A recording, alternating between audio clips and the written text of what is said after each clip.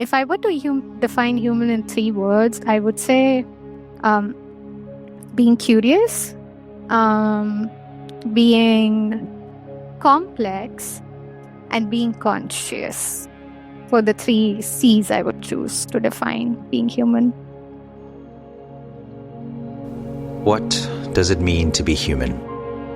Is it found in our breath, the beat of our hearts, or in the fleeting moments of joy and sorrow? We are fragile beings in a vast universe. What does it mean to be conscious, to wonder? We are explorers of our little world and of ourselves. In this series, we look into this internal exploration, questions with no right answers, only ideas of what it is like to be human, to express what can hardly be explained. We aim to send these explorations beyond our planet, into the furthest reaches of the galaxy. What will the finders of these messages make of our voices, of our questions? Will they see us as we see ourselves? Perhaps, too, they are searching, as we are, as humans.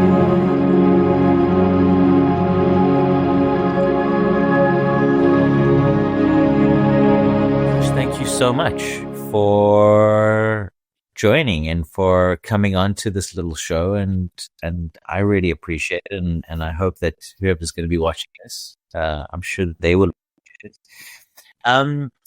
I think to start off, if you could maybe tell me what you think about when you look at the stars. Okay. Thank you for having me, firstly. And it was a very nice question to begin with. When I look at the stars, I feel this sense of freedom and curiosity, mainly because growing up, I had very limited access to resources. And I was always very curious about science and space. So ever since second grade, whenever I used to think about science, I would think about stars. And I would always look up to the stars, or try to look up to the stars to get myself out of this state of constant worriness. So for me, looking up at the stars signified freedom and curiosity. When I looked up, I would feel very tiny, but at the same time I would feel very free to think whatever I wanted and to be able to be whatever I wanted. I love it. And this is going to be kind of more of a conversation. So tell me, and some of these are kind of define them, because I think in some ways when we try to define something, we kind of are able to think about it in a different way. But if you had to define freedom, how would you define freedom? That's a very interesting question. I think I would define freedom to be able to do what I want with unlimited resources.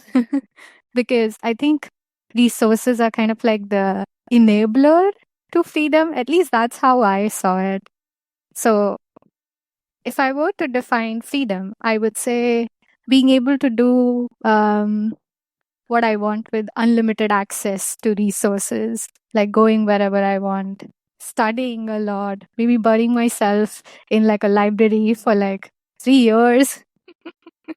that would for me signify as a good example of freedom. Nice. Being buried in books. Nice. And curiosity, if you had to define curiosity, what do you think curiosity is? Okay, curiosity for me would be, for me comes from being able to question a lot of things. So constantly questioning the existence, questioning how things are, questioning the way things exist, and how we want to change them. That's where curiosity stems from. I guess that's kind of like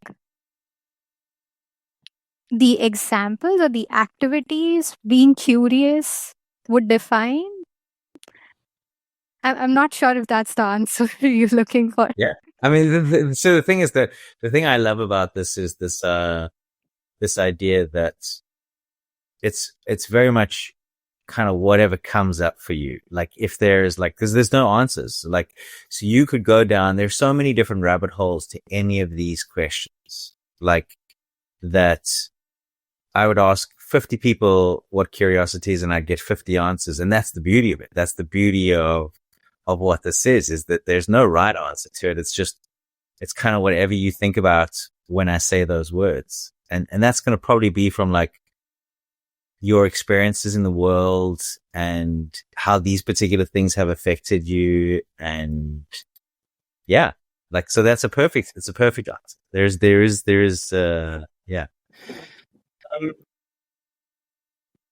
Could you define human? Oh, that's a difficult one. I would define human as this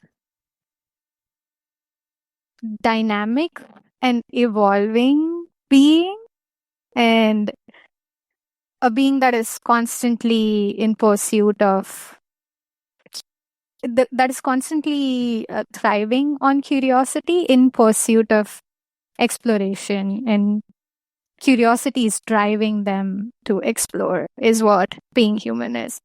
I thought about this answer a lot before coming on the podcast as well. That is like one question that was on my mind was, if I were to define human in 3 words, I would say being curious, being complex, and being conscious. For the 3 C's I would choose to define being human. Amazing. Well, let's get into them. What is consciousness? I think consciousness would be the ability to be aware of everything, aware of myself, aware of my surroundings, aware of my existence, aware of my place in the universe, and having that awareness within you constantly as you go through your, day-to-day life, do your daily activities. Yeah, being aware. Complexity or complex? How would you describe complex? Complexity. I would define complexity as humans. I think the reason why I say complex is because we have so many different identities. We come from so many different backgrounds. We are so many different genders, so many different sexualities, so many different kinds of people. So complexity in the sense of being able to navigate who you are through all of these different forms of existence as you know it, and trying to, I guess, find and define yourself as a human in the process. So complexity in the process of being and claiming your identity and navigating boundaries. Nice. I'm going to get to the last C in a bit, but I think if we could go into a little bit about identity. How do you think about identity? What does identity mean? And yeah, like I like to keep it open. I like to not ask too much of a question. I like to try keep it as open as possible. And in the answers, do you expect the person to talk in more like phrases or metaphors, or do you expect them to, kind of relate it back to their personal experiences as well? You can go both. You can go both. You can go for like what the scientific is, your personal experience, what you think is interesting about it in today's context. You can go into like, you can go whichever way you want. Again, there's no right or wrong answers. Okay. Yeah. Defining identity.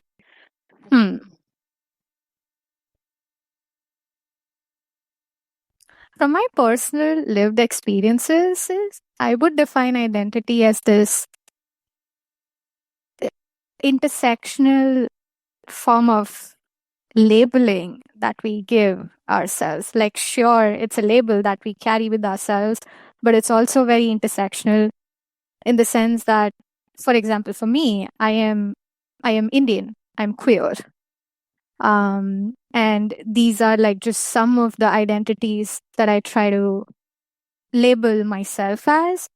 But just the demographic and just my gender or sexuality is not enough to define my identity. Like, it goes beyond, it goes on to your interests as well. Like, I am an artist, like I'm an engineer. It goes on to what you're interested in, like, or what you advocate for. Like, I'm a feminist. So I would say it's like this intersectional, like this web of your demographics, what you identify as, what you are interested in, what you do in your professional life, what you do in your personal life, a lot of web of different things.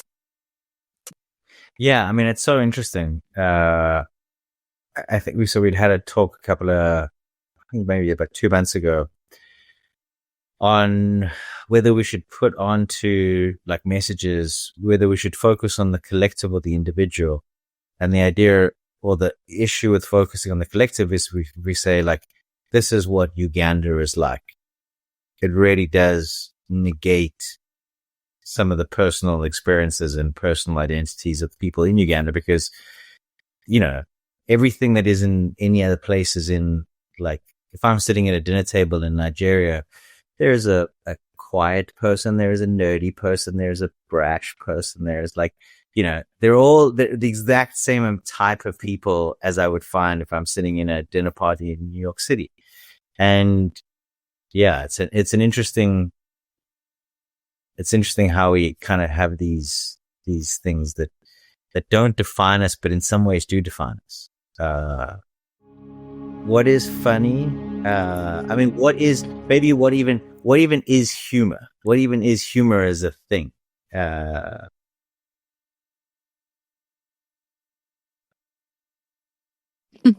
How do you define humor? Exactly. This is one of those ones where it's like, you know, everybody knows this thing so well, but if you kind of dig a little bit deeper, it becomes a little bit.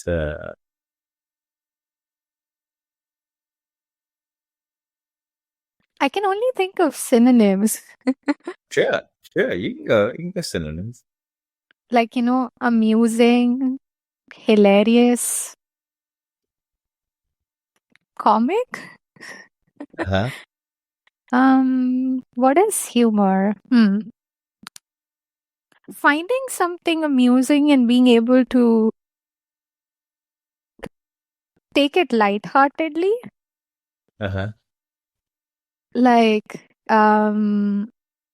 thinking about, like, if I'm stuck in like a very complex situation or a problem, I would be like, okay, I'm so stressed out about it. What can I do? I would then make jokes about the situation, because then I would feel not so heavy with the situation all the time, like not so burdened with it all the time. So being able to,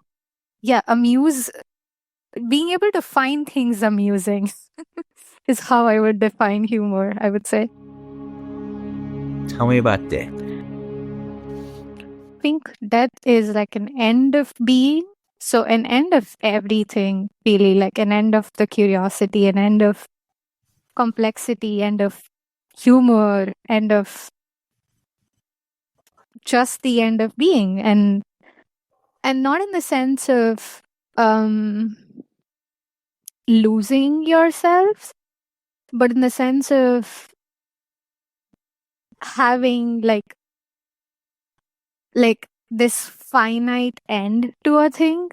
Because I feel like us as humans have this, like, there are limitless possibilities, there are limitless opportunities to be who we are, to do the kind of things we want. But somewhere around, we know that there is a end to all of these things, and that is death. So it doesn't necessarily have to be looked at in a very like, oh no, there is like an end to things. How do I make the most out of my time here? But looking at it as, um okay, I did all of these things. Now I want it to come to a close, and then just an ending to it. Yep. Tell me more. It's amazing. I love. Mm,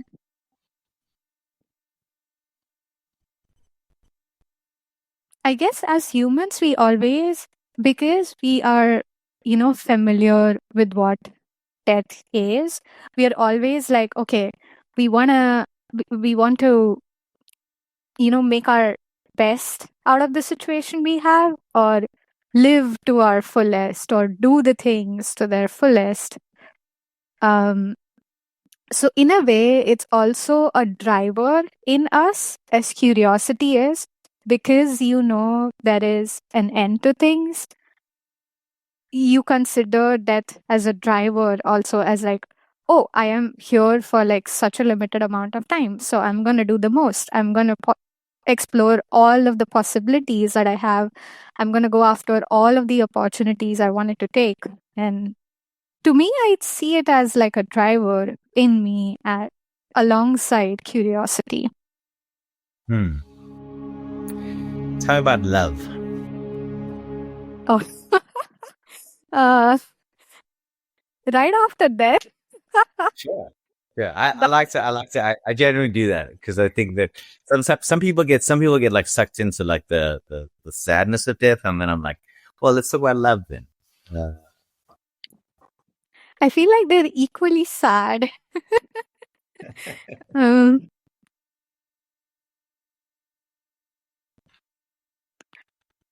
wow, I think this one has to be the hardest question.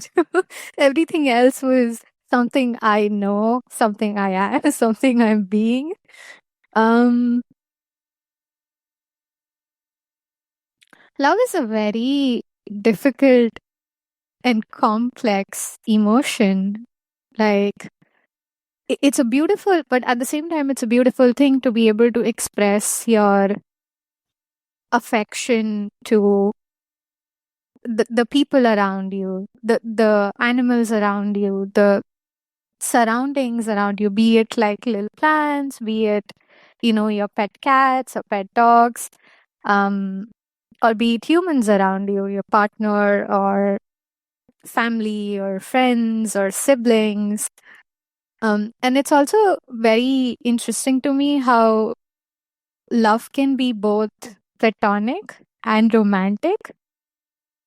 And like the things that I feel with my friends or feel with my family or people that I walk with aren't necessarily the same things I would feel in like a romantic situation. So I love how love can be both platonic and romantic. Love it. It's very multidimensional in that sense. Sure. I think that's also what I find as well, that like with these types of questions and with most things is that like we kind of tend to put them in boxes. And I think that there's so many different dimensions to every aspect of what we do and what we are, as a species, that it makes making messages about humans incredibly difficult because it's almost impossible to quantify in some ways what those things are. Yeah. Tell me about learning. What is learning? Okay. This is my favorite question so far. Because Yeah. I love learning as a concept, as an activity. And it's one of the things that brings me so much joy in life and so much love as well. And I love how learning is often associated with knowledge, but they're not necessarily the same thing. And learning not just for, okay, to start with, like I would define learning, I would say using curiosity as a driver to ask the questions and to question things and getting the answers for it. So getting the answers part would be learning. And it doesn't necessarily have to be like, the answers that don't necessarily have to be like a finite answer. It could also be a question within itself. Like it doesn't have to end with a statement. I love learning because I can just learn whenever, wherever, and whatever I wanted. If one day I wake up and I'm like, oh, I've never done pottery, so let me go learn pottery, I could do that. If one day I'm like, oh, I've never expressed uh, my love in the form of poetry, I would go learn how to do poetry and love and learn how to express things.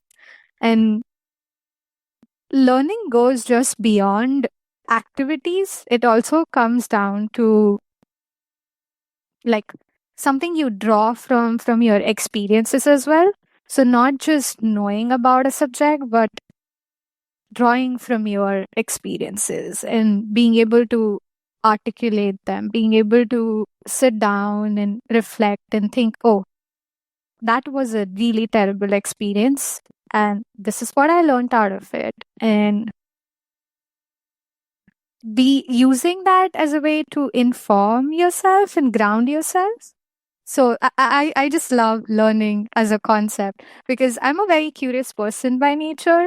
So for me, learning has served as this kind of like um, escape from a lot of difficult situations because I am always curious. I always want to learn something new, be it a craft, be it learning about a person. But more often than not, it has been a craft or like knowledge that I really wanted to gain.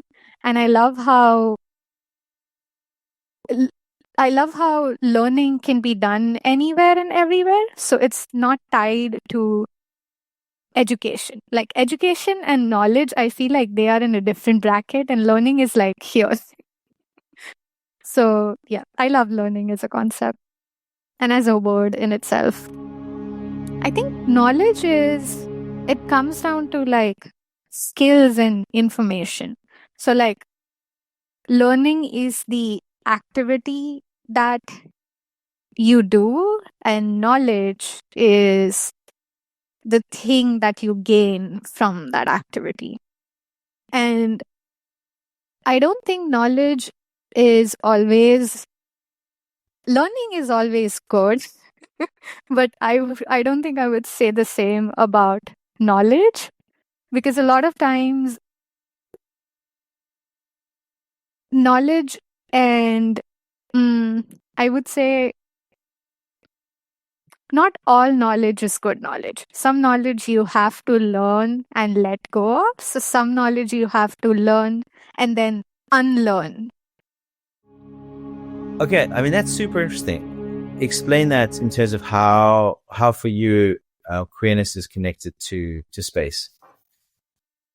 I actually wrote about this in like an accompanying statement to the artwork that we submitted to you. Mm-hmm.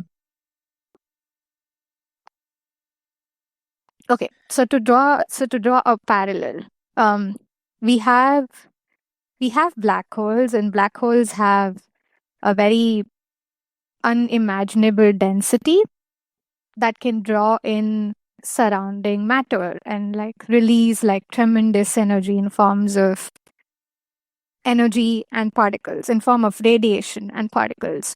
So that energy is something which is distant, something which is incomprehensible, but it's so, because that energy is vastly everywhere, so it's kind of like intertwined within the fabric of our universe. So in a metaphorical sense, I think this cosmic energy mirrors the essence of queerness because it's a powerful force that challenges our traditional values and traditional norms and boundaries as we've known and set them for ourselves years and years ago. And um, just as the energy from the stars and the black holes shapes very like that statement, we are all made from stardust, so it literally shapes the building blocks of our body. I think being queer is also like our identities really shape who we are, I would say. Like, how would you maybe define societal norms?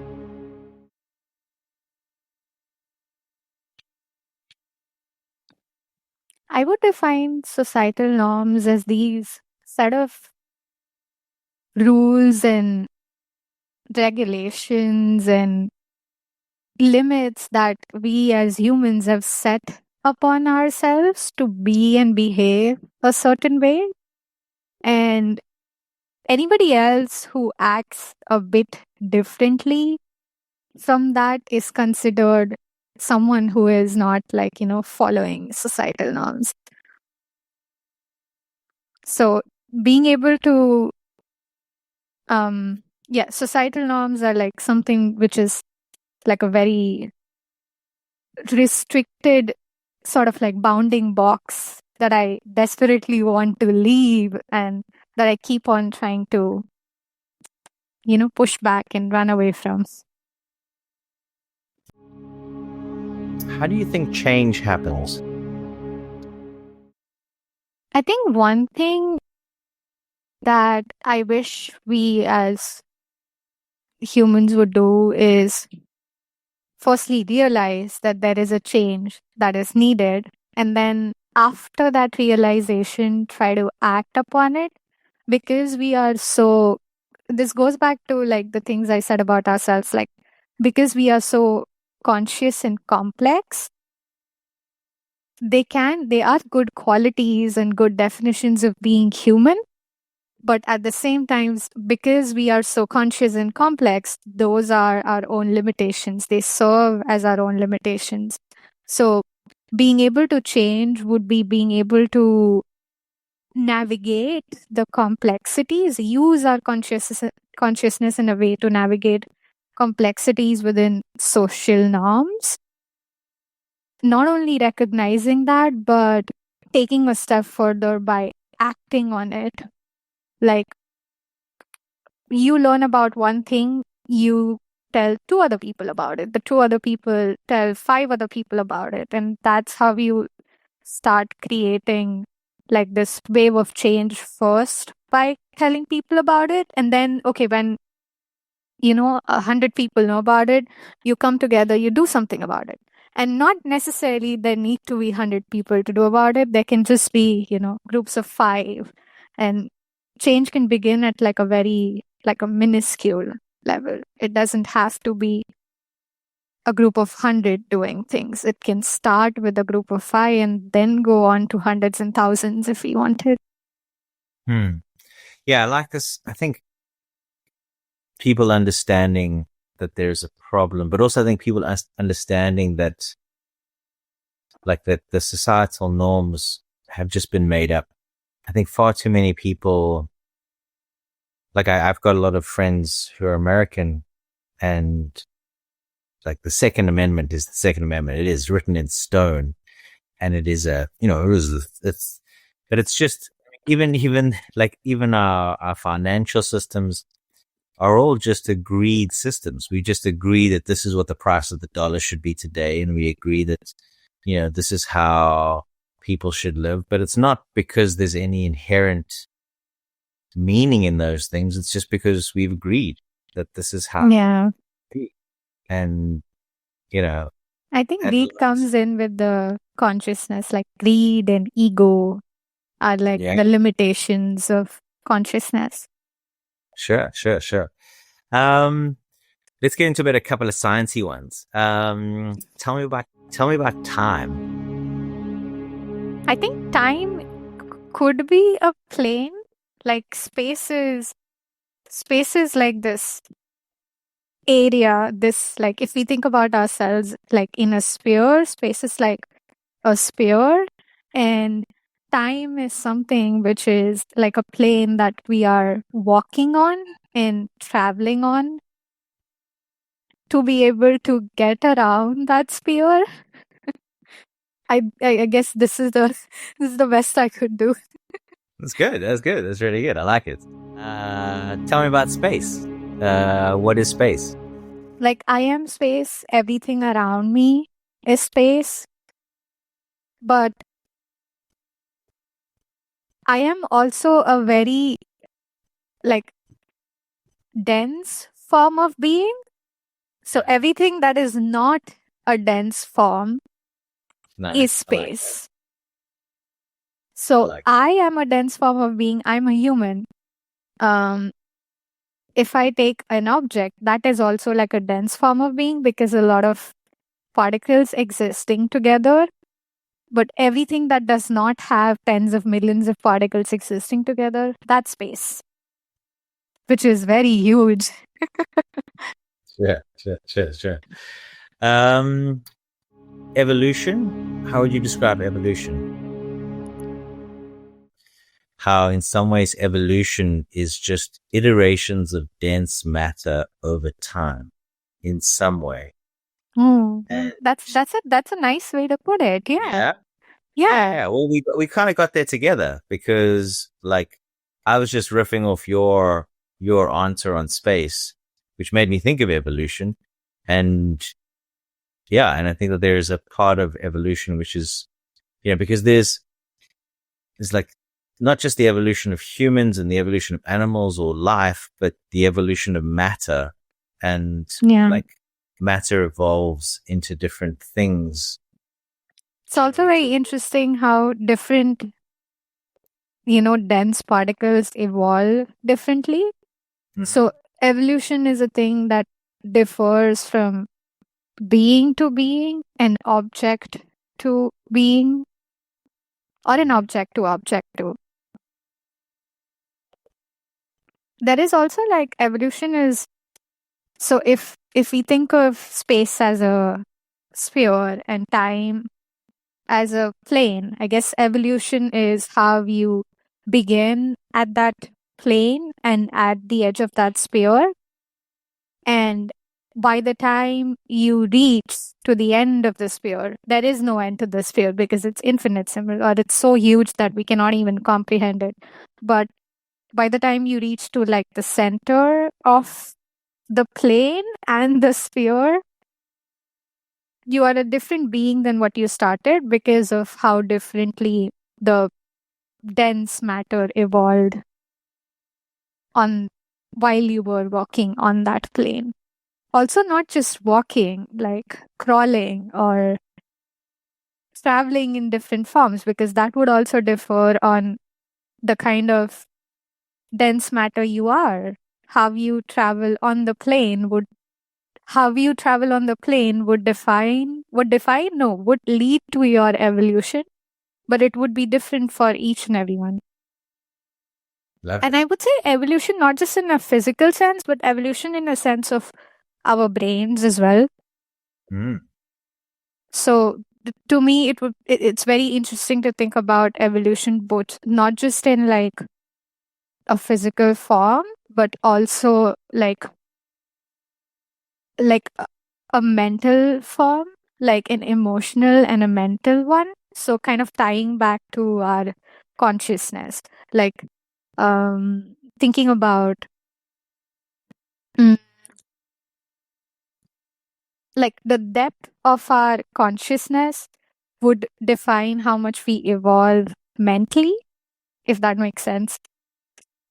I'll even go one further and take it back to our societies and our sort of our ideas of who we are and our identity and even stuff like sexuality. I think there's an evolution of ideas because we've never had a time where we've thought about things as they are now, and we still don't think about them in the right way, and we still need to evolve more. But there is an evolution in that. We have evolved in how what we think about things. Growing up in apartheid South Africa, I am struck by the speed at which this country has evolved, and it's still so far from where it needs to be. But yeah, I think there's almost like a societal evolution, an ideas evolution, a conscious evolution, evolution of life, evolution of matter. Let's get it. Like, what is information? I guess if learning is a way of knowing things, and if knowledge is the like outcome or the thing that we gain from the learning process, information is something we use to gain that knowledge. So information is this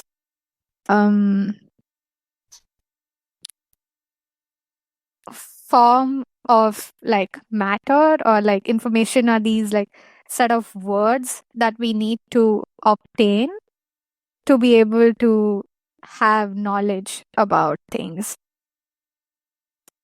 And information, yeah.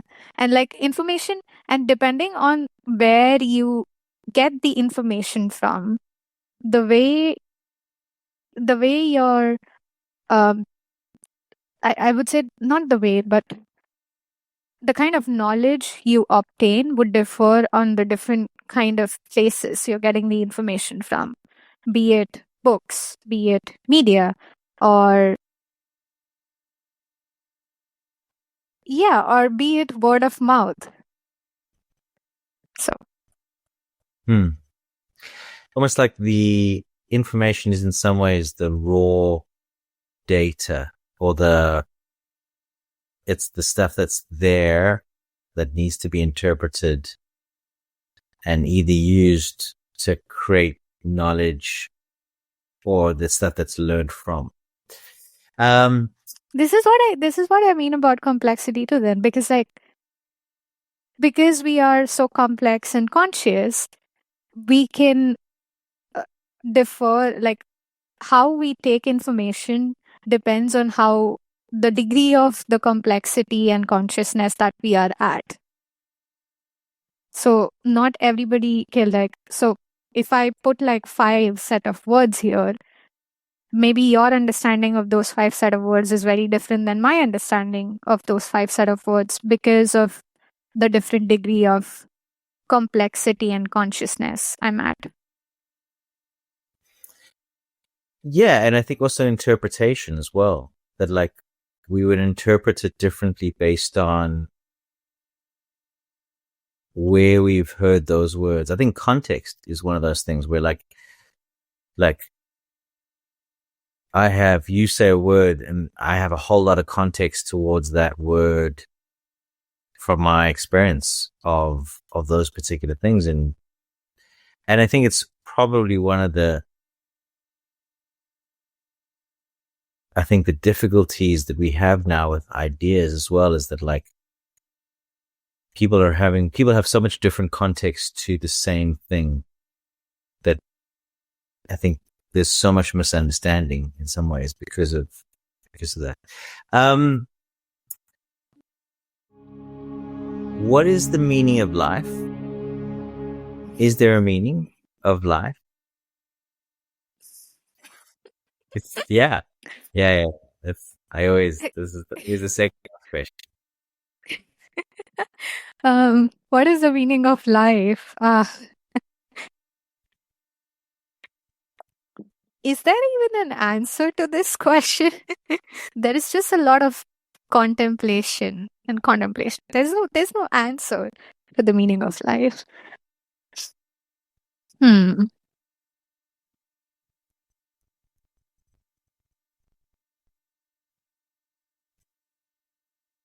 I think the meaning of life is being able to, the different concepts we talk about throughout, like consciousness, complexity, information, knowledge, and all of these, being able to weave them together can help us get started to understand the meaning of life, because I don't think there is like an answer to the question. And it's also not just that, it's also, of course, like love and death too can add a lot of like weightage to the meaning of life. So I would say love and death add a lot of weightage. Love, death, relationships, identity adds a lot of weightage to life. Like it's the weight we carry as we are being and existing through time. And all of the other things that we talked about, information, knowledge, are the things that we gain or throw away while traversing through time.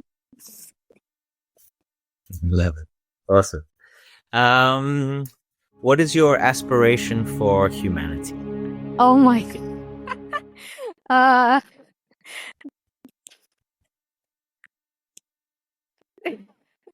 When I was thinking about humans, I thought about it. Like, what if there is a question in the podcast? It's like, what are your aspirations for the future? And I kid you not, I came up with 10 answers, and all of them were very pessimistic Yeah. because of the way because of the way life is, so the situation around the world is right now. Like it's a tough time. Sure. My aspirations for humanity. So based on okay, my aspirations for humanity, like we talked about how consciousness is also brings in greed and ego, which are sort of the limitations of being human.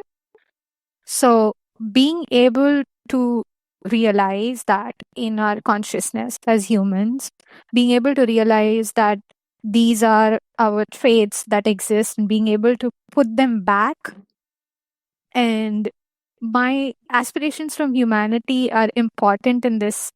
Like, the reason why this is important for my aspirations for humanity is because not all of us are on the same plane of time, or are on the same level of evolution. So, being able to use your consciousness to realize when it is important to step back and look around you and help other people step up and move forward. That is my aspiration for humanity, being able to step back when it is important, looking back, looking at the others around you, helping them step up and move forward, and putting them forward and walking with them is my aspiration for humanity. Beautiful. So I love. thinking about, like, just to add a little bit onto that, is like thinking about it, the grand themes of exploration and outer space and exploration on Earth, even. So when we think about that, think about it from the perspective of humans who would not be able to do it on their own, or like people around us who need a little bit more of a help or a little bit more of push to do it. And how do we step back and enable it for them to be able to do it? I like that.